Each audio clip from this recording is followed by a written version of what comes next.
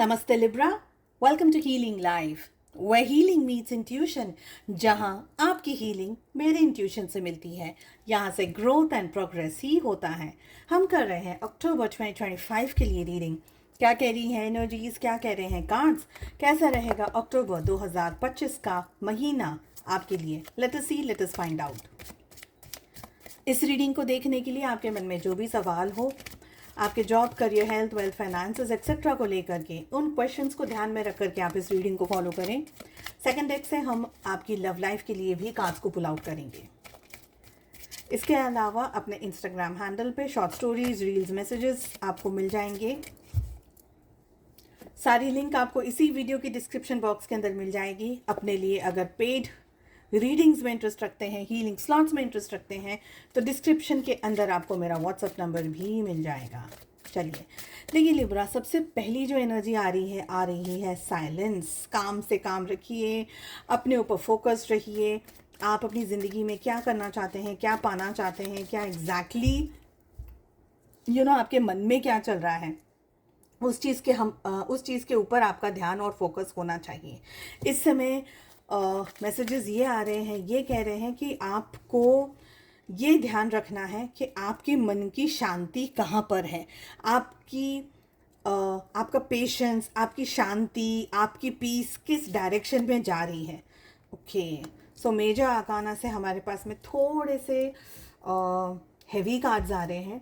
Past life की भी जो एनर्जी आ रही है। देखिए, मैं अगर ये कहूँ कि आपको, देखिए बहुत ज़्यादा डेप्थ में नहीं जाना है किसी भी चीज़ को लेकर के। अगर स्ट्रेस है, परेशानी है, दिक्कत है, थोड़ा सा आप कंफ्यूज्ड हैं, तो भी अपना काम करते रहिए।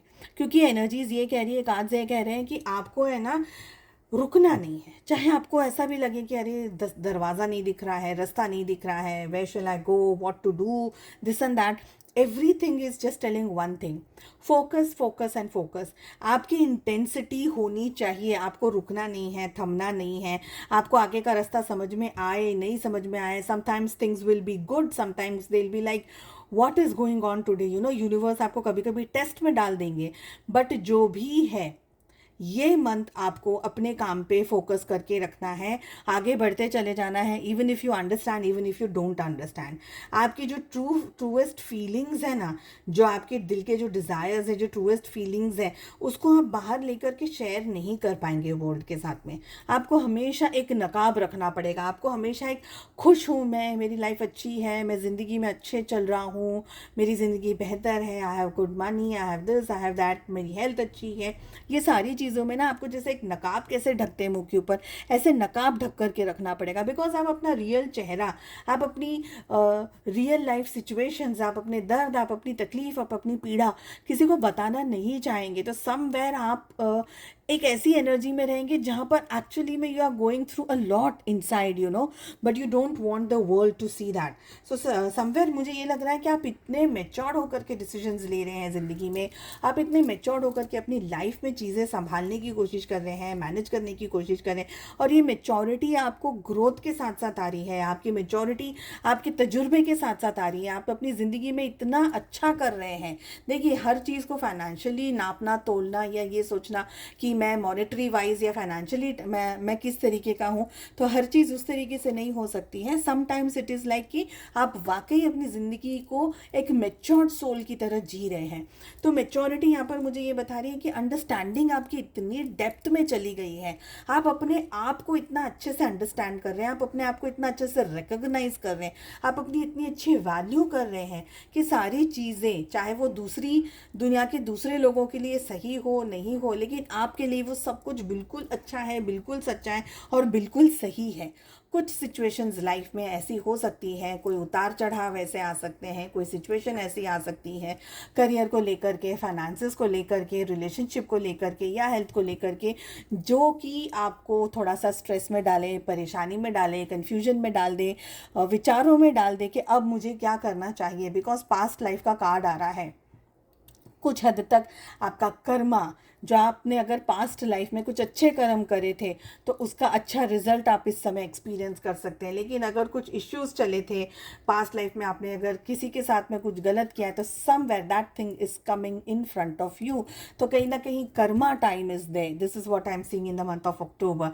बट मुझे ये भी लग रहा है कि आप है ना, अगर अपने आप को फोकस्ड रख करके काम करेंगे, जैसे कि यहाँ पर आपको गाइडेंस मिल रहा है, जैसे कि यहाँ पर आपको ये बताया जा रहा है कि ज़िंदगी के किसी भी परेशानी के अंदर don't give up, just keep walking.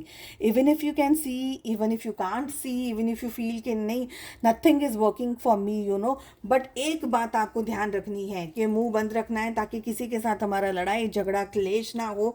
अपने विचार, अपने इरादे, आप क्या ज़िंदगी में पाना चाह रहे हैं, आप अपनी ज़िंदगी में क्या कर रहे हैं, the good and everything else, हमको किसी को अभी बताना नहीं है। Keep things to yourself. जितना हो सके पेशेंस के साथ में, डेडिकेशन के साथ में आप आगे बढ़ते चले जाइए।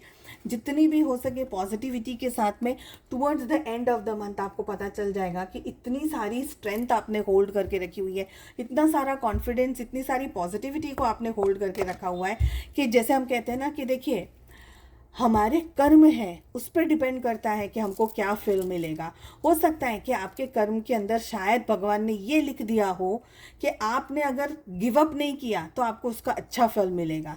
हालांकि परिस्थितियां कितनी भी चुनौतीपूर्वक है, पर आप उसके ऊपर डटे रहे, चलते रहे, तो ईश्वर ने लिख दिया कि अगर आपने कर्म किया, अगर आप चलते रहे, तो आपको उसका अच्छा नतीजा मिलेगा, उसका अच्छा फल मिलेगा। सो वो फल आपको towards the end of the month exactly समझ में आ जाएगा कि मैंने क्या कहा इस रीडिंग के अंदर और क्या एनर्जीज आपको कह रही हैं।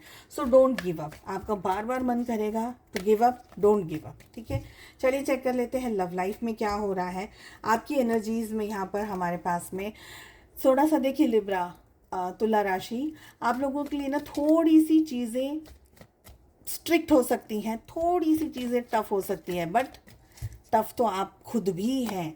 You are very very guided, you are very very matured soul, बहुत ही डीप सोल है आप, एक ओल्ड सोल है। आप लोगों को बहुत अच्छे से पता चलता है, आप इतने नॉलेजेबल हैं, आउटसाइड दुनिया के लिए तो है ही है, बट उतने ही डेप्थ आप अपने अंदर भी होल्ड करते हैं।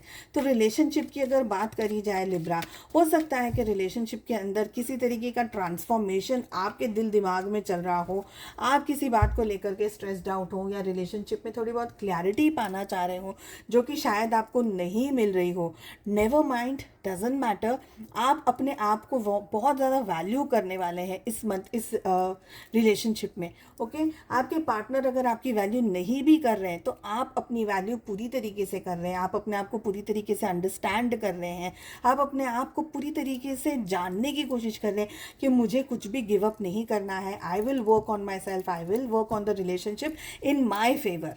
आपके पार्टनर शायद आपके साथ में हॉट एंड कोल्ड गेम्स खेलें, थोड़ा सा ड्रामा करें, थोड़ा सा मिसअंडरस्टैंड करें, आपको वैल्यू दें, कभी आपको वैल्यू ना दें, वो सारी चीज़ें साइड में। आपको पता है कि मैं रिश्ते में क्या लेकर के आ रहा हूँ, आ रही हूँ, तो आप अपनी वैल्यू सबसे ज़्यादा करेंगे। यू विल नॉट वेट कि मेरे पार्टनर आएंगे तब मैं ये करूँगी, ये करूँगा, यू विल नॉट वेट। और अगर बात करी जाए आपके पार्टनर की, तो कन्फ्यूज्ड एनर्जीज़ के अंदर मुझे बहुत ज़्यादा आपके पर्सन दिखाई दे रहे हैं।